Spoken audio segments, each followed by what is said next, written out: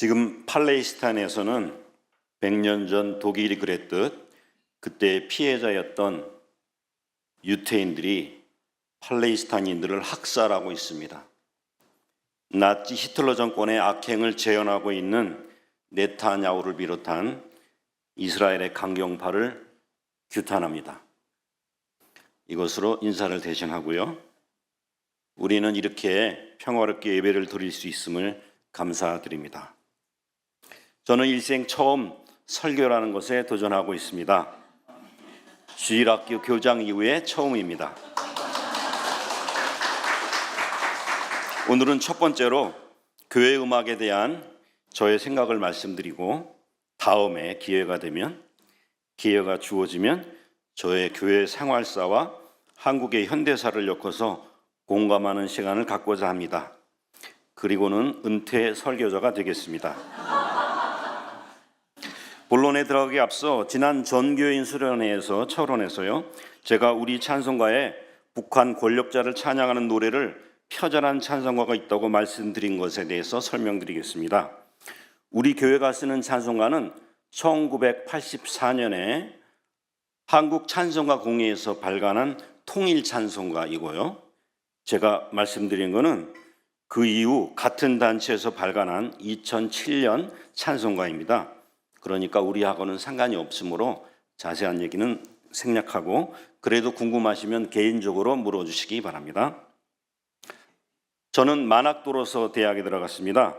고졸자로 군대와 직장 생활을 그리고 소상공인으로 합쳐 13년을 보낸 후입니다. 교회 음악과를 택했습니다.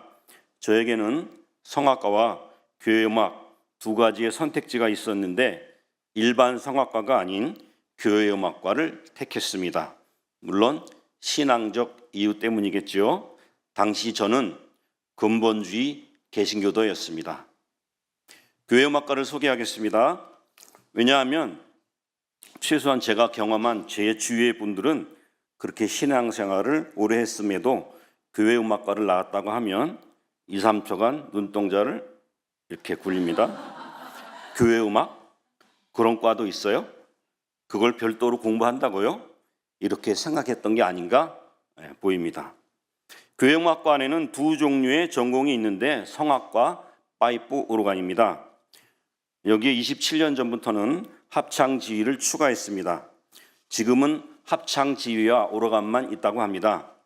일반 성악과가 오페라와 가곡을 위주로 공부한다면 교회 음악과는 오라토리오, 칸타타, 안셈을 위주로 공부하고 일반 성악과가 독창을 위주로 공부한다면 교회 음악과는 합창의 비중이 조금 높다고 보시면 됩니다.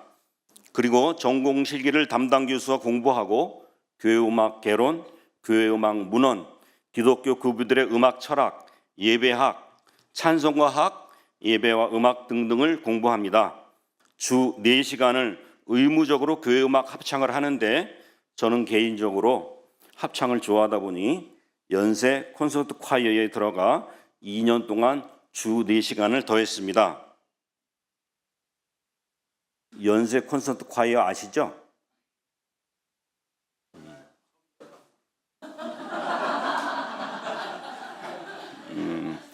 국립합창단보다 더 먼저 생긴 합창단이고 그래서 그 당시에는 연세 콘서트 콰이어 그러면 한국을 대표했다고 합니다.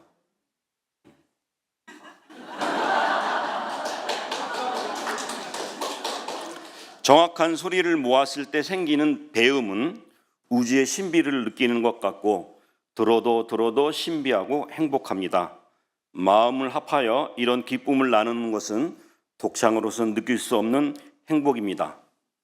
우리 믿음의 선조들은 어떤 형식으로 예배를 드렸으며 궁극적 참예배의 모습은 무엇이고 시대적으로 지역적으로 어떻게 다른 찬양을 드렸는지 공부하며 참예배의 모델을 연구하기도 합니다. 그래서 모범적 예배 모델을 각 교단에 제시하기도 했습니다. 제시해도 교회들이 안 받아들였기 때문에 교수님들은 무력감을 표시하기도 했습니다. 왜 교회가 안 받아들였느냐? 고도 성장기 우리 교회들의 교육자들은 대부분, 다 아니고 대부분 찬양을 목적이 아닌 수단으로 여겼습니다. 선교의 수단, 정교의 수단, 전도의 수단, 더 나아가서 교회 성장의 수단. 거기에 더 적합한 음악은 교회 전통인 경건주의 음악보다는 CCM이었습니다. 예배 외적으로도 예배 내에서도. 저는 교회에서 제가 배우고 생각했던 것들을 실행해 보기 위해 때로는 고집부리고 때로는 양보하면서 언젠가는 이상적인 찬양대와 이상적인 예배의 동역자가 되리라는 소망을 가지고 찬양대 지휘자 노릇을 30년 했습니다. 그런데 말입니다.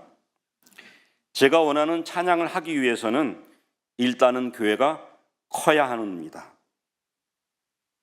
울림이 생기는 공간이 필요하고 기독교 문화에서 잘 성장해서 기독교 유전자가 있는 찬양 대원이 필요하고 그 중에서도 시간이 있는 대원들이 필요합니다. 그러려면 교회가 물적으로 질적으로 커야 하는데 하지만 한국에서 교회가 크면 대부분입니다. 부패와 타락을 동반했습니다. 즉 제가 좋아하고 기독교 전통에서 정통이라고 주장하는 교회 음악을 하려면 부패와 타락을 안고 찬양대 지휘자를 해야 했던 것입니다. 그런데 저의 교회가는, 그러니까 제가 바라는 교회의 모습은 정의로운 교회, 가족 같은 교회였다는 것입니다. 강남 향림교회 같은 아주 모순되지요. 그리고 제가 추구하는 찬양 전문가의 이상도 모순되었습니다. 더 나아가서 한국 개신교회는 이제 희망이 없다. 구루터기마저 다 회파되어 남김없이 사라진 다음에 새로 세워진 교회라야 예수의 말씀이 살아있는 교회가 될 수 있다라고 판단했습니다. 결국 교회와 타협하지 못하고 정확히 얘기하면 나라도 교회를 떠나야겠다 였습니다. 뒤늦게, 아주 늦게, 결단이 필요할 때 모 권사님이 저에게 기회를 제공했을 뿐 그 권사님의 악행 때문이 아니었습니다. 실제로 3년 교회 밖의 신앙인으로 살았습니다. 그리고 여기에 이렇게 서 있습니다. 저는 요즘 교회 생활이 중고등부 때만큼 행복합니다. 자발적 참여로 체육대회도 하고 정교인 수련회도 하고 같은 생각을 하고 같은 신앙 성향의 교우들과 마음껏 보수교의 비판도 하고 권력 비판도 하고 존경하는 목사님과 찬양도 함께하고 함께 같은 행동을 한다는 게 너무 좋습니다. 제가 배운 자칭 정통교회 음악이라고 하는 것도 오랜 기간 성찰해 보니 보편적 진리는 아니었습니다. 신령과 진정으로 드리는 찬양은 내가 할 수 있는 최고의 예술적 행위를 공유하고 드리는 것이지 그것이 객관적으로 최고의 예술이어야 한다는 게 아니었습니다. 못 듣기 때문에 다르게 표현할 수밖에 없는 청각장애인이라도 신령과 진정으로 찬양 드릴 수 있어야 하며 어린아이도 노인도 숨이 차 박자를 못 맞추는 노인도 신령과 진정으로 찬양 드릴 수 있습니다. 성경은 찬양을 받으신다고 했지 찬양을 평가하겠노라고 하지 않았습니다. 좋은 찬양, 귀한 찬양, 합당한 찬양은 어느 시대에나 같고 어느 공간에서 같고 누구에게나 같은 것이 아닙니다. 신령과 진정으로 드리라는 의미는 각자의 가치와 능력에 따라 다를 수 있기에 주관적 최고의 찬양이라고 믿고 드리면 참 찬양입니다. 하지만 우리가 이토록 오랜 시간 기독교인으로 살았으면 기독교인만이 가지는 특별한 문화가 있지 않겠습니까? 그 중에서도 교회 음악 문화. 우리 기독교는 2000년 동안 신앙 공동체로 살아오면서 확실한 기독교인만의 공통된 문화를 만들었는데 그중 하나가 음악 문화라고 저는 주장합니다. 질문 하나 해보겠습니다. 현존하는 인류 사상 최초의 악보집 혹은 음악책은 무엇일까요?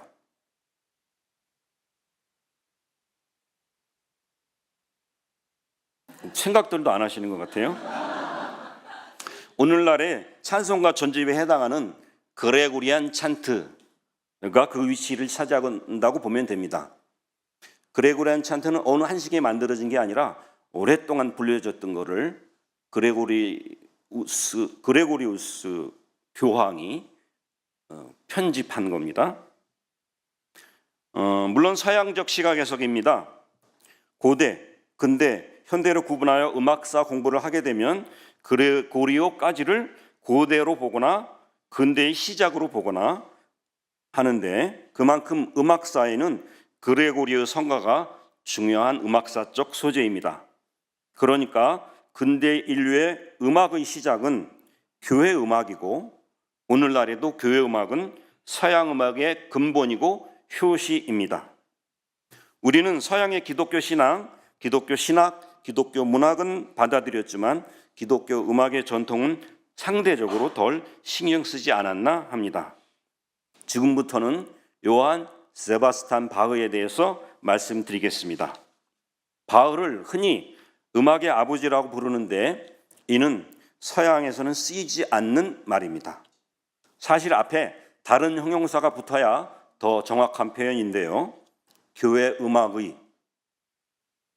또는 근대 음악의 아버지. 교회 음악의 아버지 바흐를 좀 더 알아보겠습니다. 바흐는 죽을 때까지 교회를 떠나지 않았습니다. 로만 카톨릭, 루터교회, 칼뱅파 개혁교회에서 일했습니다. 더 좋은 조건의 카펠 마이스터가 되기 위해 이것저것을 옮기기는 했어도 루터파 경건주의 신앙을 평생 지킨 신앙인이었습니다. 바흐는 매주 새 노래로 찬양하라는 시편의 말씀대로 매주 새 음악으로 찬양을 드렸습니다. 매주 칸타타를 작곡해야 했으며 그리고 한 번 찬양한 것은 다시는 재활용하는 예가 아주 적었습니다. 보존하는데도 신경 쓰지 않았습니다. 재활용을 한 예는 라이프치히에서 2개 성당에서 일했거든요. 말년 시 당국자와 교회에서 지나치게 음악을 간섭하면서부터 의욕을 완전히 잃은 인생 후반부였습니다.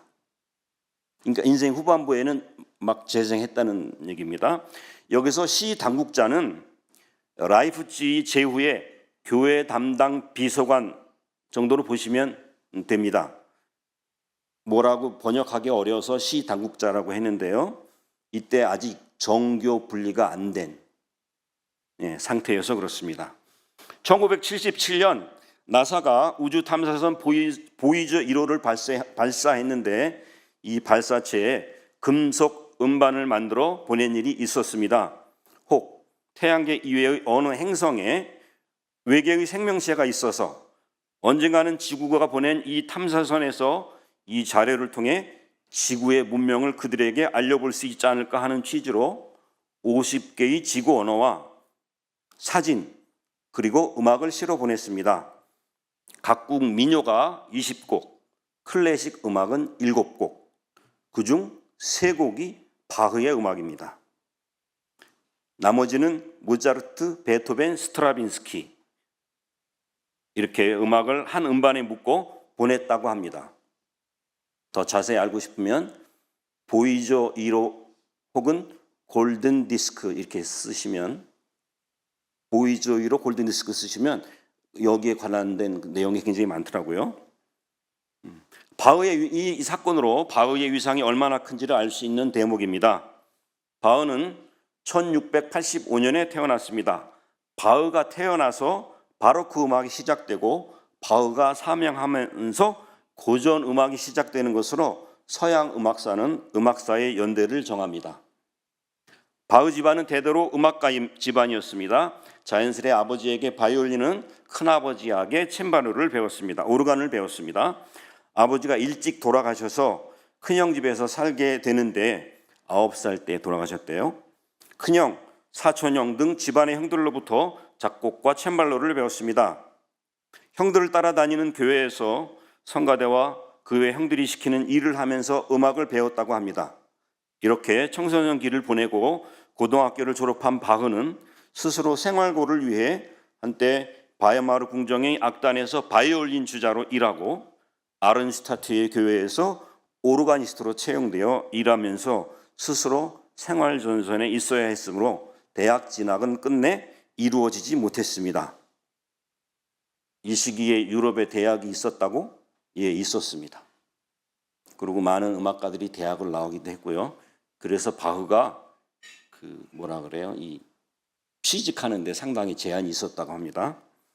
23세에 전형적인 현모양처 스타일의 여성과 결혼을 합니다. 결혼 생활 내내 그 다혈질이 바흐와도 별로 부딪히지 않을 정도로 유순하고 살림을 잘 꾸려나갔던 진정한 내조의 여왕이었습니다. 1718년 괴텐으로 옮긴 바흐 부부는 괴텐이 상당히 조건이 좋았나 봅니다.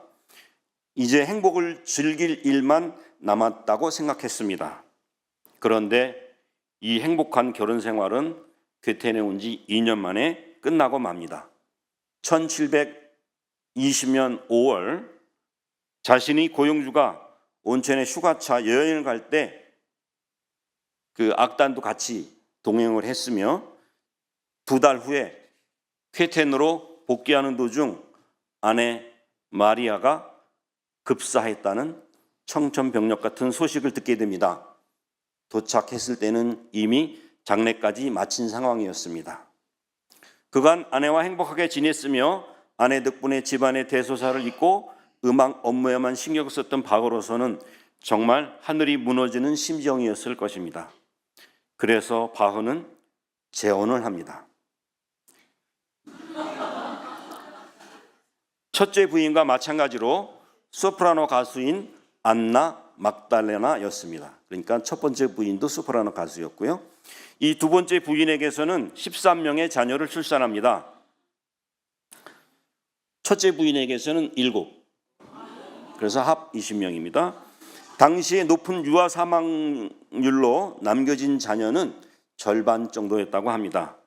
이 중 당 시대를 대표하는 음악가로는 장남 비렐름 프리데만 바흐, 차남 필립 에마누엘 바흐, 그 다음에 11남 요한 크리스찬 바흐, 이렇게 3명이었습니다. 둘째하고 막내, 그러니까 남자로서 막내죠. 11남은 당시에서는 아버지 바흐보다 훨씬 뛰어나다는 평을 받았답니다. 그 당시에는. 그래서 모차르트나 그 하이든 같이 고전음악가들이 바흐를 연구했다고 할 때는 이 아버지 바흐가 아닌 그 아들의 바흐를 연구했다는 그런 주장이 많습니다. 바흐가 음악사에 끼친 영향이 얼마였는가를 가늠하는 척도는 각 나라와 도시에 활동하는 바흐 전문 연주 단체나 바흐 학회의 수를 보면 짐작할 수 있을 것입니다. 오직 바흐의 음악만을 연주하는 단체가 제가 아는 한 서울에만 2개가 있고요. 협회는 더 많습니다. 일본은 우리보다 10배는 더 많다고 보시면 되고요. 유럽엔 말할 것도 없습니다. 이제는 바흐의 흑역사에 대해서 이야기하겠습니다. 지금 발표할 내용은 라이프치히로 옮겨가면서 바흐와 시 당국자와 맺은 14개 조항의 계약서, 더 정확하게 말하면 바흐의 서약서입니다. 이 내용은 박물관에 남아있는 온전한 사실 그대로입니다. 14개 중 6개만 제가 발표하겠습니다. 2번, 나는 이 도시의 2개의 중심교회에서 2개의 중심교회에서 최선을 다해 음악 활동을 하겠습니다. 성 토마스 교회와 성 니콜라이 교회입니다. 6번, 나는 학생들에게 노래와 악기를 열심히 배우게 하여 교회가 불필요하게 별도의 지출을 하는 일이 없도록 할 것입니다. 이해되시죠?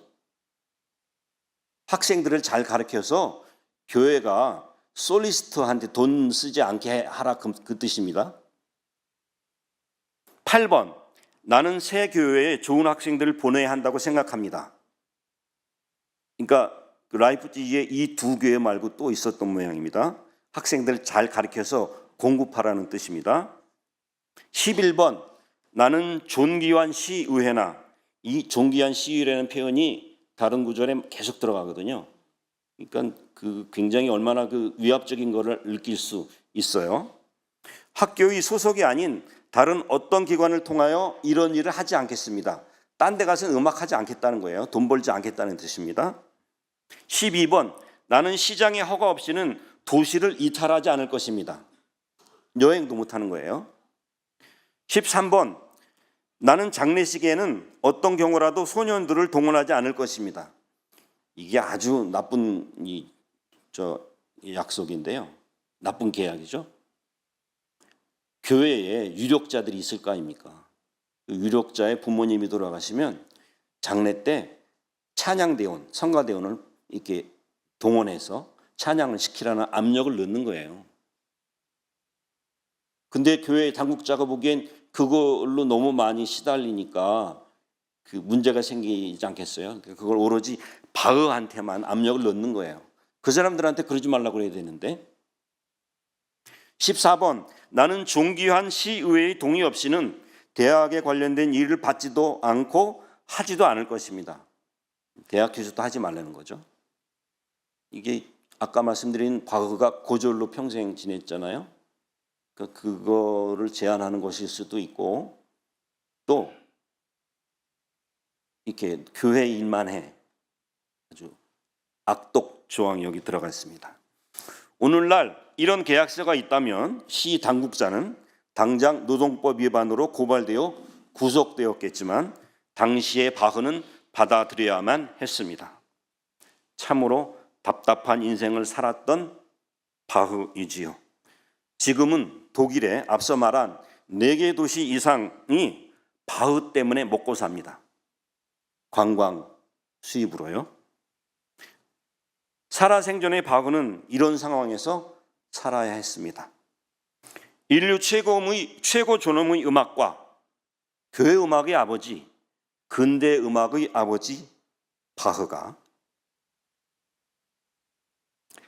이름에도 불구하고 바흐는 평생 교회 음악 감독직을 떠나지 않았습니다. 바흐를 보면 저는 전혀 불만 없습니다. 그리고 한 가지 더, 저는 인격 수양이 덜 돼서 바흐처럼 치사하게는 안 살았습니다. 조금만 치사하다 하면 바로 그만두었으니까요. 저희 아내에게 감사를 드립니다. 이것은 성향의 문제이기도 하지만 환경의 문제이기도 한 것 같습니다. 바흐는 책임져야 할 자녀가 20명, 저는 하나였습니다. 저는 매우 반성하고요. 우리 여름 단원들도 찬양대원들도 불평 없이 매일매일 새로워지는 노력을 하시기 바랍니다. 봉독해드린 역대지하와 열왕기상의 내용으로 들어가겠습니다. 이 구절은 교회 음악을 하는 자들에게는 자주 인용되는 유명한 구절입니다.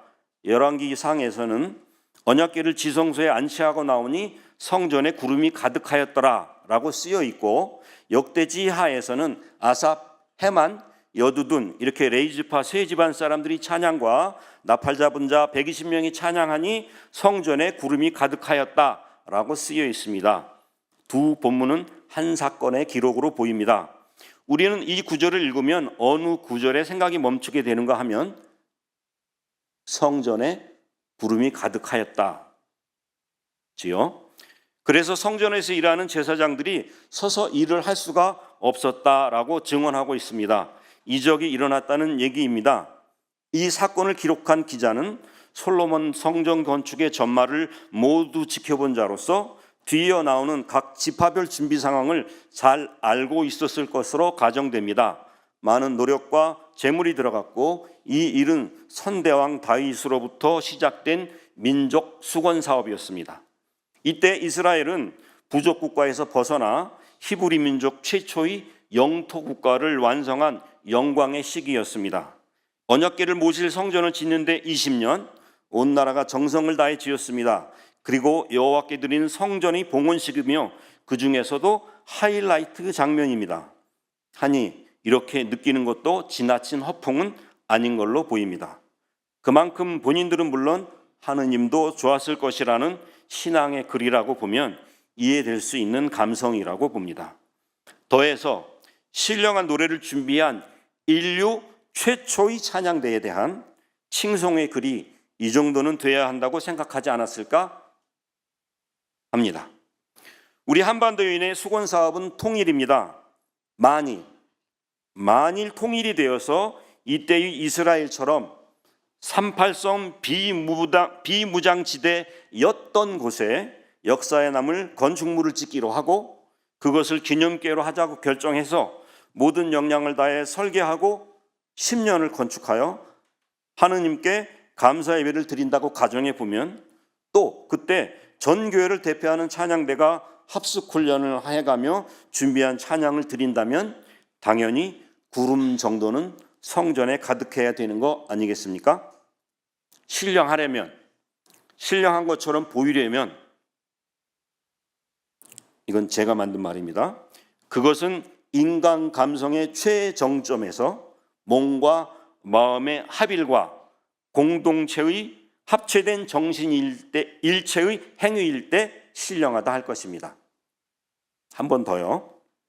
인간 감성의 최정점에서 몸과 마음의 합일과 공동체의 합체된 정신일체의 행위일 때 신령하다 할 것입니다. 앞서 설명한 성전 봉헌 예배의 찬양 순간이 여기에 해당된다 이렇게 생각됩니다. 연습할 시간도 없으며 배운 기술도 부족하고 악기도 시원치 않은 상황에서 매주일마다 돌아오는 찬양의 시간은 매주 신령할 수는 없습니다. 그래도 그 마음 중심에 주님이 계시다면 아멘으로 화답함이 우리의 예배잔치에 임하는 찬양대에 대한 옳은 마음입니다. 그리고 우리 찬양대도 언젠가는 듣는 이로 하여금 이 지하 공간에 신비한 구름이 가득하였다라는 고백을 듣게 되기를 우리 다 같이 기다리겠습니다. 말씀 가지고 침묵의 시간 갖겠습니다.